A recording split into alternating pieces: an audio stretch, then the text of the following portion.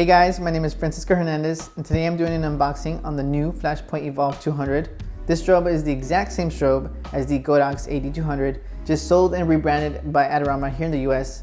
You get 1-year warranty and service through Adorama, so I definitely recommend ordering through them if you can. So I'm just gonna get right into it. This is the case right here, and it has a handle, of course, to make life easier. It looks like there was gonna be some sort of logo here or something like that. I don't know if that was intentional or not, but you know, it's there. On the back, you do have this strap. I'm not sure exactly why you would use it, but if you guys have any idea, just let me know in the comments below. All right, so this is pretty much how it looks like on the inside. You know, everything's nice and neat and organized, and the bag is free, so you know, that's pretty cool. You have the charger, the battery, the bulb, which looks very similar to the Streetlight TTL's bulb. You have the bare bulb attachment, so if you guys want to make better use of the modifiers that you'll be using, you have this option as well. It also comes with this light stand attachment that you can actually use with umbrellas. I actually plan to use another bracket, which I'll be showing you soon. It also comes with this little barn door, so if you guys want better control of your light, you have this option as well. And it actually has a grid right in the center. If you guys are interested in playing around with color, you actually have these little gels that come with it. You have yellow, red, green, and blue. And last but not least, you have the strobe itself. All right, so for those who like to visually see how to do things, I'm gonna show you guys how to put the battery in, just because I did it wrong myself and I don't want you guys to have to do that. It has this little indent right here, this little switch, and you're just gonna match on the battery, it has a little indent right there. So you're gonna just match that in, and then when you put it inside, it'll lock into place like that. It already comes attached with the speedlite Fresnel head on top, and that's going to be equivalent to 35 millimeters, but it doesn't have a zoom option. So if you guys want to better control your light, I would suggest using other types of modifiers to do so. The light also has a sync port as well as a USB port for future firmware updates. The Fresnel head features 2 LED strips that you can use as a modeling lamp, and I think it has just the right amount of power to use it inside of a studio, but I'm more excited about using this feature for night portraits. So here's the test I did so you guys can see for yourself how bright the modeling lamp is. And you can actually turn on the lamp remotely by hitting the channel button twice. The settings were bright there for a second so you guys can see how your camera would see it, but this is pretty much how your eyes are gonna see it.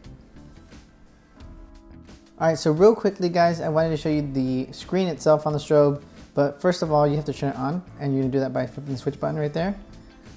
There's the menu screen. It's a little dim, but outside it's not gonna be an issue because you're gonna control it wirelessly anyways. The mode button right here in the bottom left, of course, switches through modes, multi, TTL, and manual. You hold it down and you disable the radio system right there. Hold it down one more time and then you're gonna enable it. And the bottom right button right there, that's the modeling lamp button. I'm gonna press it and it enables the lamp. Press it again to disable. You actually can enable and disable high-speed sync, so I just enabled it. Hold it again to disable. That bottom top right button is the test fire button right there. You hold it down and then you get into the custom function menu area. I'm not exactly sure what everything does, but there's little indications there to let you know what you're doing. And you hold it down to go back into the menu. Of course, that's the group button there on top left. You click it once and then you're gonna switch between the groups. You gotta hold it down to go through the channels. So you can go through the channels right there. And then to go back outside of that, you're gonna hold it again. And that's pretty much it. I just wanted to show you guys that it does in fact work with the R2 transmitter if you guys have that transmitter already. So I'm just going to switch between the modes here, manual, TTL, and stuff like that. And here I'm just changing the power. If you guys don't know how to control these systems wirelessly, you just have to make sure that you have the same group and channel, and then it'll work. And it's pretty straightforward like that. You can fire it, change the modes, and it should automatically kick in high-speed sync once you pass your max sync speed, and also disable it as well when you're done. I also wanted to quickly show you guys how to put the bulb in. The eVOLV label right there is where you're gonna face that empty little socket in the bulb. Just face it in the same direction, and then when you get it inside, just give it a little push and you'll be done. As I mentioned earlier, the eVOLV's bulb is very similar, if not the same, as the Streetlight TTL's bulb.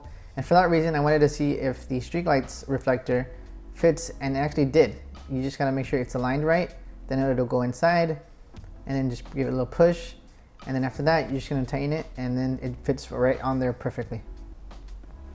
I know that many of you guys are going to be wondering about the size differences between the two strobes, the Explorer and the eVOLV. So I wanted to show you guys that. So here's the eVOLV and the Explorer, and here's the streak light and the eVOLV. So, you know, the power is very similar, but with the eVOLV you get no cords. So here's the side of the strobes, so you guys can see how bigger the streak light is and why I will probably be using the eVOLV now when I travel. As you can see, the eVOLV is not that bigger than my hand, so it can actually probably fit in your pocket. So I'm going to do a little bit of a recap for you guys. The eVOLV 200 has high-speed sync and TTL and works for Canon, Nikon, and Sony. It's part of the R2 system, so that means you can use it with any of the R2 speedlights or strobes. It has up to 520 full-powered shots and a fast recycle time of less than 2 seconds. Let me show you guys that.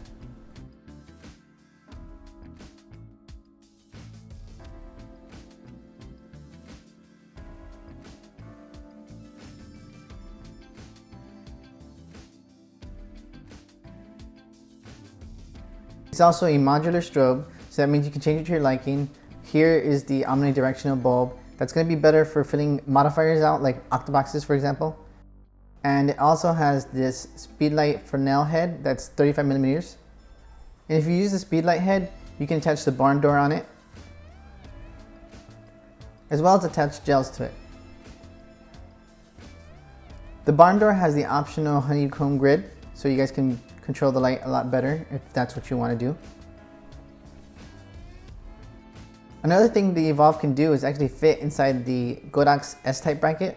Although it's a bit snug, it can actually fit, so that means I can use Bones type modifiers with it.